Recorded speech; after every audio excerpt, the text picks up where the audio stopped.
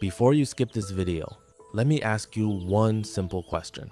Have you ever felt that no matter how hard you work, happiness always stays just one step away? You earn money, you gain respect, you achieve your goals, yet every night, something inside still feels empty. If you have ever felt this way, then stay with me until the end, because this story might change the way you see your own life. Long ago, in a quiet village surrounded by green hills, lived a young man named Arin. Arin was known for one thing: hard work. Before the first light of sunrise touched the earth, he was already awake. He worked in the fields, helped his neighbors, and never complained. Everyone admired him. They believed he was the luckiest young man in the village. Years passed. His hard work finally paid off. He built a beautiful house. He owned fertile land. People respected him. Children smiled when they saw him. Parents wished their sons would become like Aaron. From the outside, his life looked perfect. But inside, his heart carried a silence that nobody could hear. Every night, he stood outside his house, looking at the stars, asking himself the same question. Why am I still unhappy? The question grew heavier every single day. No amount of money could answer it. No amount of success could remove it. One evening, while sitting beside a calm river, an old traveler slowly walked toward him. The traveler looked into Arin's eyes and smiled. "My son," he said softly, "your face tells me you are carrying a burden much heavier than your body." Arin lowered his head. "I have everything, yet I feel nothing." The old traveler remained silent for a moment. Then he spoke. "If you truly seek peace, go and meet the Enlightened One, Gautam Buddha." Arin had heard many stories about Buddha. People said those who met him never returned with the same mind. The very next morning, before sunrise, Arin packed a small bag, closed the door of his home, and began a journey that would change his life forever. Arin walked for many days. He crossed rivers, climbed rocky mountains, and passed through silent forests. His feet were covered with dust. His body was tired, but his heart carried only one question: why can't I find peace? At last, he reached a peaceful monastery. The air was calm, birds sang softly. The trees moved gently with the wind. In the middle of the garden, Buddha was sitting quietly beneath a great Bodhi tree. His eyes were closed.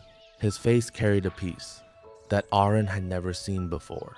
For a few moments, Arin simply stood there. He felt something strange.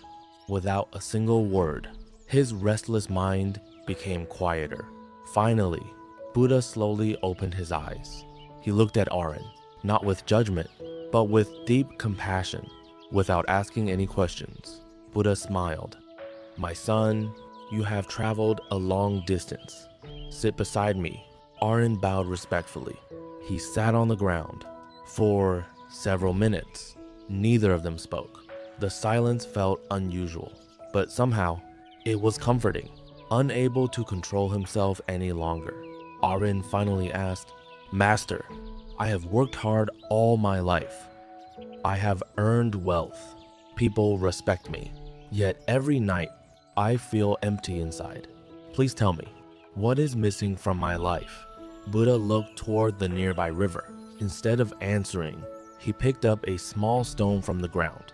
It was an ordinary stone, nothing special. He placed it gently into Arin's hand. Then he said, "Take this stone with you today. Carry it wherever you go. Do not lose it. Return to me at sunset." Arin looked confused. He had traveled for days, expecting the answer to the biggest question of his life. Instead, he was given a simple stone. For a moment, he almost wanted to ask, "Master, how can a stone solve my suffering?" But he stopped himself. He trusted Buddha. So he stood up, held the stone tightly, and quietly walked away. Little did he know that this ordinary stone would soon reveal an extraordinary truth. Aaron walked through the village with the small stone in his hand. At first, he thought it was meaningless. How can this ordinary stone answer the biggest question of my life? Still, he trusted Buddha, so he kept walking. As the morning sun rose higher, he reached a busy marketplace. People were laughing, buying food, and enjoying their day. A little boy noticed the stone in Aaron's hand. He smiled and asked, "Mister, why are you carrying that little stone?" Aaron smiled back. "Someone very wise asked me to." The boy laughed happily and ran away. For a moment, Aaron smiled too.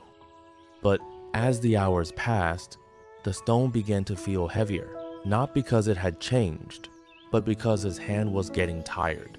He switched it from one hand to the other, then back again. Still, he refused to put it down. By afternoon, dark clouds covered the sky. Heavy rain began to fall. People rushed to find shelter. Aaron stood beneath an old tree. His clothes were wet, his hands were cold, and now that tiny stone felt much heavier than before.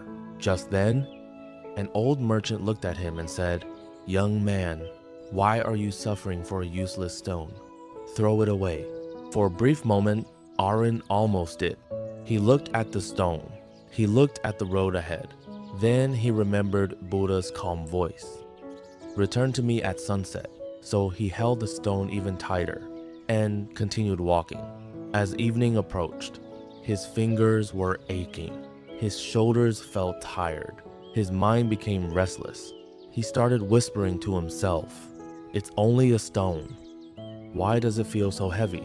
Finally, the sun began to set. Aaron returned to Buddha. His face showed exhaustion. His hands were shaking. He gently placed the stone before Buddha. Buddha looked at him and smiled. Then he asked one simple question. "My son, did the stone become heavier today, or did your mind make it feel heavier?" Aaron remained silent. For the first time, he realized the stone had never changed. Only his thoughts had. Buddha gently picked up the stone and placed it back into Aaron's hand. Then he smiled and asked, "Tell me honestly, when did the stone feel the heaviest?" Aaron took a deep breath. "Master, it felt light in the morning, but as the day went on, it became heavier and heavier. By sunset, it felt almost impossible to carry." Buddha nodded.